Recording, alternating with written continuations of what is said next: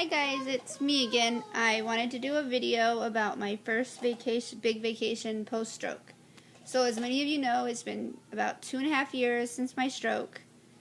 I had the right side hemorrhage, so I lost the entire use of my left side. I walk now with the cane. I can walk with the brace, with no cane and shoes. But I can walk without shoes as long as I have my cane or my husband's arm. So for our trip, we took a day at Universal Studios Orlando. I took the wheelchair for that because crowds make me nervous. And I knew there'd be a lot of walking, and I didn't want to only be able to go for an hour or whatever. So I stuck to 3D and motion rides. I didn't go on any roller coasters. I was very careful. I figured better to err on the side of caution than take any chances. I'm a huge Harry Potter fan, so that's basically what we went for. I'm so excited about it. Pre-stroke, I was never a traveler. I hated to travel, didn't like staying in hotel rooms, didn't like flying. I don't like to shower or use somebody's bathroom that's not my own. So, all the things I conquered this week were even just pre-stroke neuroses and not just since my stroke. So, we took a 4-night, 5-day Bahamas cruise out of Miami, Florida through Norwegian Cruise Line.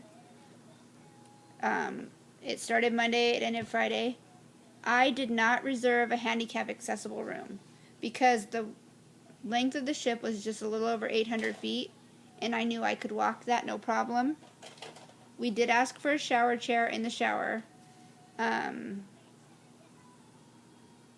I walked through the ship my first and second night on board. I just held on to my husband's hand. As long as I have his hand, I can pretty much maneuver anywhere.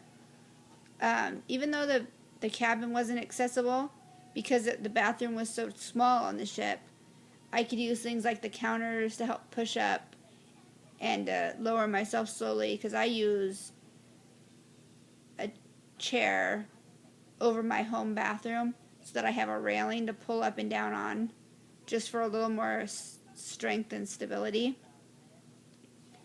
And I am 5'1" and I weigh 97 pounds. So when I got my wheelchair assigned to me, I was given a pediatric wheelchair because of my size. So my chair is a little smaller than your average based wheelchair. But even in the non-accessible room, my wheelchair fits smoothly, well, maybe not smoothly through the door, but my husband was able to maneuver it in and out the door with me in it.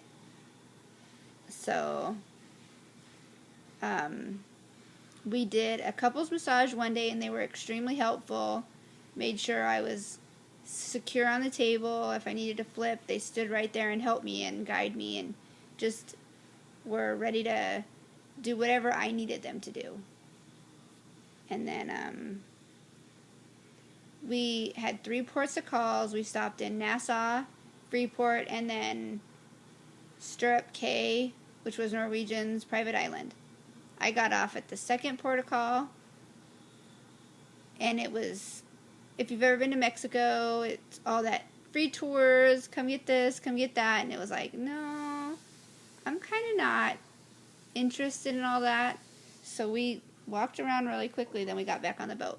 Getting the wheelchair on and off the boat was really easy. They had ramps that made it very accessible for me.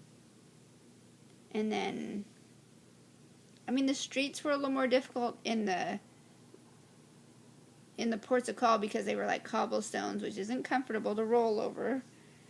But we got one really good server, was more than willing to help in any way he could with food preparation. Since I still can't cut food up myself, I haven't even tried mastering the one-handed cutting. I probably should, but I haven't.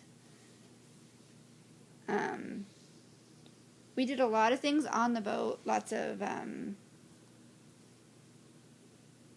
shows, game shows, entertainment type things.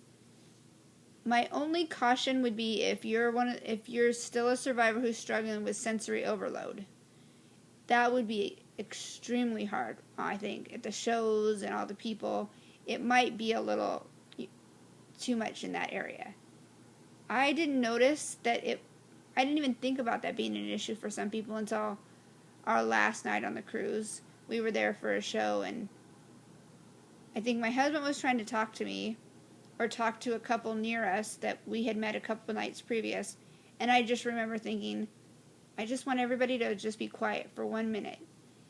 And I breathed and just kind of concentrated on something, not really even needing to be in my focus, so that I could just kind of like calm down. I was like, okay, this could be a problem for other people. But other than that, I mean, if you haven't been on a cruise, or you used to cruise and now you're worried that cruising might not be a good thing because of your limitations, I think it's definitely worth a try. It's amazing people, and I totally suggest